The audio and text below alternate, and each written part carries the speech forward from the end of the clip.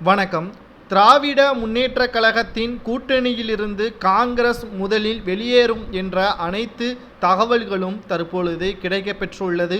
திராவிட முன்னேற்றக் கழகத்துடன் மோதலை ஏற்படுத்தும் விதமாகத்தான் தற்பொழுது காங்கிரசின் செயல்பாடுகளும் திமுகவின் செயல்பாடுகளும் அமைந்திருக்கிறது. ஆளுநருடன் டீ பார்ட்டியில் கலந்து கொள்ள கூடாது என்று காங்கிரஸ் திமுகவிற்கு கடும் அழுத்தத்தை கொடுத்துள்ளது. கடந்த 3 ஆண்டுகளில் திமுகவின் ஆட்சியில் பல துரோகங்களை ஆளுநர் செய்திருக்கிறார்.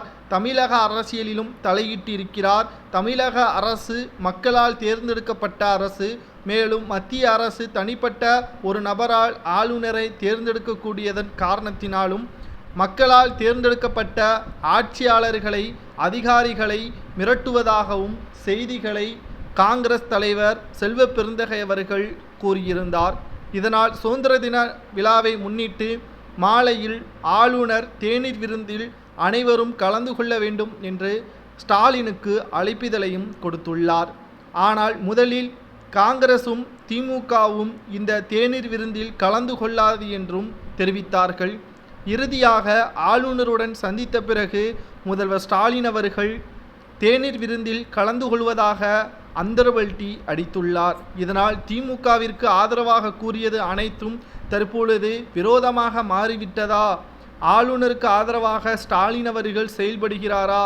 ஏற்கனவே இருவருக்கும் இடையே கருத்து மோதல்கள் தற்பொழுது உச்சத்தை தொட்டுவிட்டதாகவும் 2026 எந்த ஒரு கூட்டணியும் இல்லாமல் திமுக 200 தொகுதிகளுக்கு மேலாக வெற்றியடைய வேண்டும் என்பதற்கு ஸ்டாலின் அவர்கள் உதயநிதி ஸ்டாலின் அவர்களது தலைமையில் தனி குழு ஒன்றையும் ஏற்பாடு செய்திருக்கிறார்.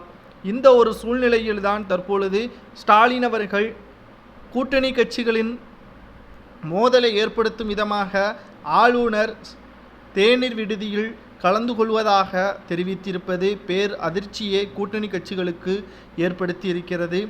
இது திமுகவிற்கு மட்டும் சாதகமாக மாறும். திமுகவின் கூட்டணி கட்சிகளுக்கு மிகப்பெரிய பாதிப்பாக மாறும். ஏனென்றால் காங்கிரசும் சரி, விடுதலை சிறுத்தைகள், கம்யூனிஸ்ட் போன்ற 3 கட்சிகளும் ஆளுநரை கடுமையாக விமர்சனம் செய்திருக்கிறார்கள் ஆளும் கட்சிக்கு சாதகமாக. ஆனால் திமுக இன்று எந்த ஒரு விமர்சனமும் ஆளுநருக்கு எதிராக முன்வைக்கவில்லை. அமைச்சர் தங்கம் தென்னரசும் ஆளுநர் என்ற பதவிற்காகத்தான் நாங்கள் இன்று மரியாதை செலுத்தும் விதமாக இந்த தேநீர் விருந்தில் கலந்து கொள்கிறோம் என்பதையும் தெரியப்படுத்தியிருக்கிறார்.